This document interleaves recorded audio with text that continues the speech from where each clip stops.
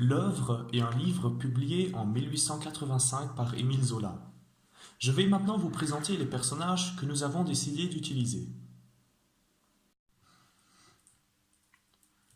Ceci est Étienne Lantier, 21 ans. C'est le personnage principal du roman. Il est le fils d'une blanchisseuse de Paris, Gervaise Macquart. Elle est le personnage principal dans le livre L'Assommoir de Zola. Il arrive à Montsou au début du livre et va provoquer une grève. Puis, il y a le couple Maheu, Toussaint et sa femme dont on ne dit pas le nom. Ils ont 7 enfants. Catherine, 15 ans, est la fille des Maheu. Elle a un petit ami, Chaval. De plus, elle est tombée amoureuse d'Étienne.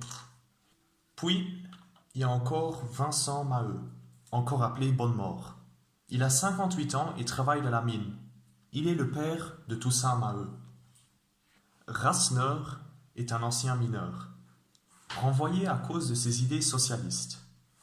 Maintenant, il tient un bar. Je vais tuer tous les méchants. Tu es dans le mauvais film là. Ah merde, désolé alors. Bonjour. Est-ce que vous prenez les ouvriers? J'ai besoin d'argent pour l'envoyer à ma mère. J'ai perdu mon vieux job parce que j'ai giflé un supérieur. Non, je ne pense pas, mais vous pouvez toujours essayer.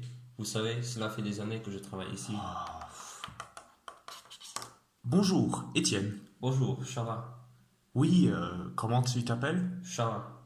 Oui, je vais bien, mais comment tu t'appelles? Chava. Oui, ça va, merci. Mais comment est-ce que tu t'appelles? 15 minutes later. Chaval, blaireau. Oui, ça va, merde, ton nom. Est-ce que vous avez besoin d'aide? J'entends qu'il y a une dispute ici. Ta Ta gueule. Ok. Est-ce que vous avez une chambre libre dans votre cabaret? J'ai besoin de me reposer après mon premier jour de travail. J'aimerais bien discuter avec Pluchart maintenant. J'entends que vous connaissez Pluchart.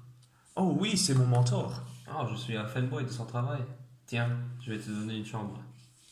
Merci. Nous n'avons plus d'argent. En effet, elle a essayé d'aller demander de l'argent aux bourgeois, qui ne lui ont que donné des vêtements.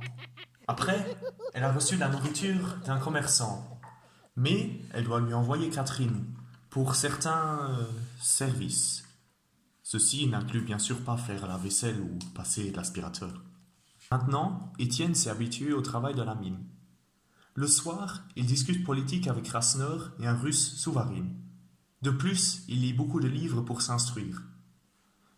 Ce serait bien que des ouvriers aient plus d'argent. Oh oui, notre ami Pluchart pourrait nous aider pour cela. Il nous faut tous faire une grève. Et pour cela, nous devons créer une caisse de prévoyance. Nous devrons payer une cotisation, et alors, nous serons dédommagés quand nous ferons cette grève.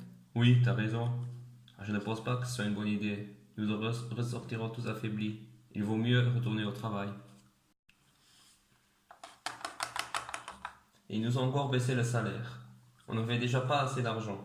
Maintenant, on va tous mourir. En plus, ils veulent nous faire payer le boisage. Ils disent qu'on n'en a pas fait bien. C'est décidé, on va faire une grève. Personne ne descendra dans la mine demain.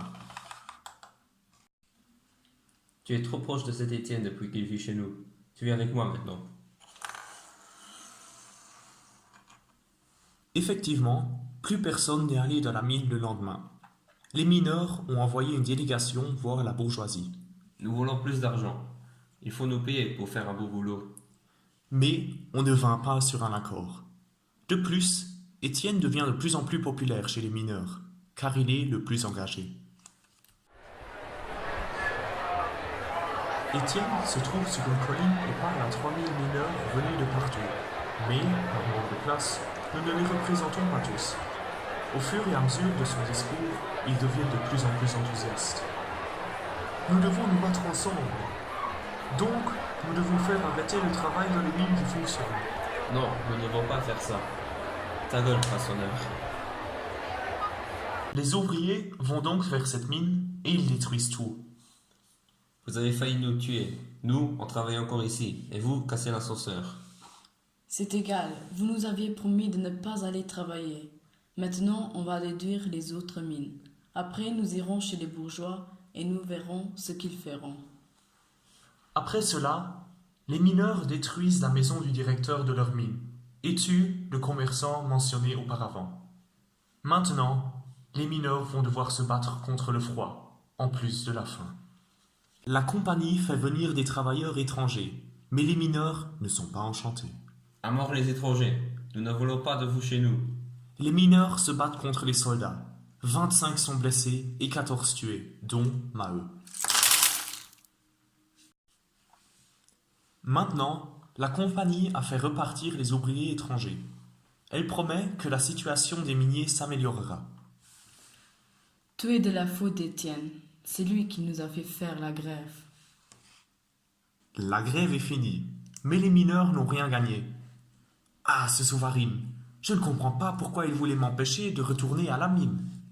Moi non plus. En tout cas, je vais retourner à la mine. J'en ai marre que ma famille doive souffrir de la faim. En effet, Souvarine avait saboté la mine et voulait empêcher son ami de mourir. La mine a été sabotée et quelques mineurs se retrouvent enfermés sous un éboulement, dont Étienne, Catherine et Chaval. Ah, ce Chaval m'énerve. Catherine est peut-être sa femme, mais il la traite comme un enfant. Je vais finir par le tuer. C'est effectivement ce qu'il va faire. Maintenant, Étienne et Catherine se retrouvent seuls. Et ils font ce que les adultes font quand ils sont seuls. Étienne, seul survivant du groupe, est sauvé par les autres mineurs. En effet, ceux-ci ont cherché les malheureux qui se trouvaient sous l'effondrement. Oh non, Catherine est morte. Oh ben, alors je vais partir et retourner à Paris.